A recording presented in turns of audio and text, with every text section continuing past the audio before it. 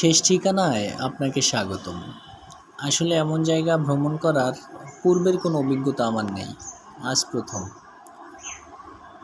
এটা দেখতে পাচ্ছেন স্নানকক্ষ, মৃত্যুর পরে যেখানে লাশটাকে গোসল করানো হয়। এটা দাহকক্ষ, নির্দিষ্ট একটি রুম যেখানে লাশটিকে পোড়ানো হয়। যুগের সাথে তাল মিলিয়ে এগুলোকে আপডেট করা হয়েছে। এই যে এখানে দেখতে পাচ্ছেন, এখানে লাশটাকে পোড়ানো হয়।